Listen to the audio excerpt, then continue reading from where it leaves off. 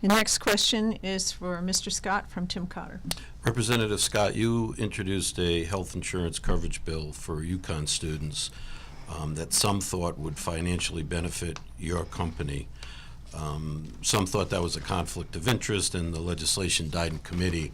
Do you think it was a conflict of interest, and do you regret in any way introducing that bill? I think it was a learning curve. I don't regret putting that in, because the bill ultimately got taken by the other party, her party, turned into a committee bill, and it passed, and is the law of the land. When the study is complete, my prediction is that it will save the state of Connecticut upwards of $20 million a year.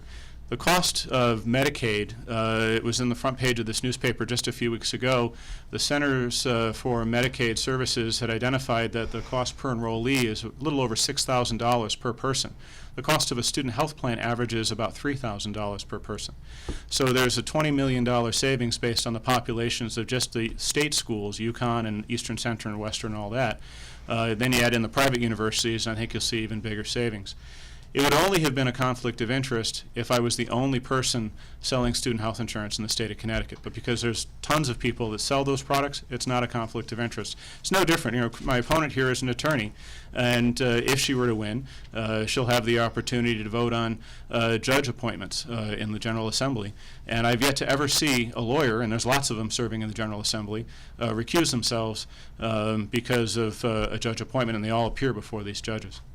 You said that it was a lesson learned. What was the lesson? Well, it's just, you know, appearances, and it's unfortunate that somebody who's a popular columnist in another newspaper decided to publish what he perceived was a conflict of interest when it really wasn't. We had gone through all of the correct processes to make sure that we weren't in trouble with the law, and we weren't. But yet this one newspaper reporter decided that it was his opinion that it was, and he wrote a story about it. Ms. Conley, do you think it was a conflict? Yes, definitely. Mr. Scott is failing to inform that he proposed two separate bills. One bill would grow his account with UConn, directly benefiting his business financially. The second bill is what passed. There was a similar bill in the Senate about a study on use of a better way to spend Medicaid dollars. There's nothing wrong with a study, but a study is not the same as the law of the land. The study can be used or not used by the legislatures in the future. The first bill was a law requiring UConn students to purchase his health insurance plan. Students at UConn have insurance choice. They have the choice to go on the exchange.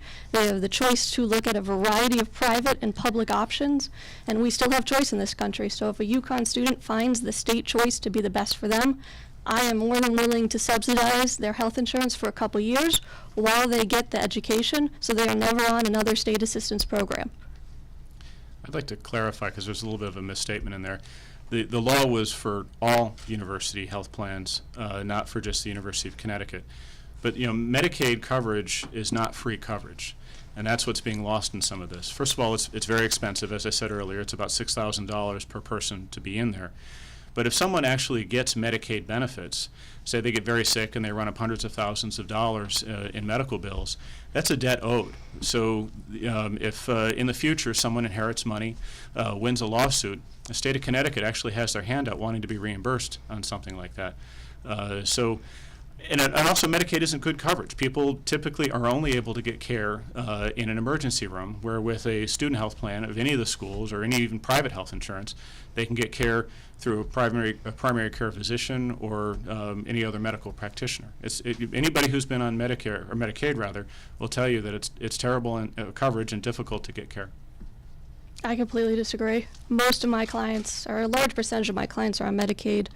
You can go to the community health center for your primary care. You can go to the hospital. You can get private care at one of our great doctors who are associated with the hospitals, have private care at orthopedics, at other specialists. Yes, Medicaid does cost money. Yes, I reimburse them in my job on a weekly basis for clients who have received benefits from lawsuits. Just because I believe Scott's trying to deflect the issue that he put forward a bill to make his business more profitable as one of his first acts, I will not be doing that. All set? No, sir. Okay.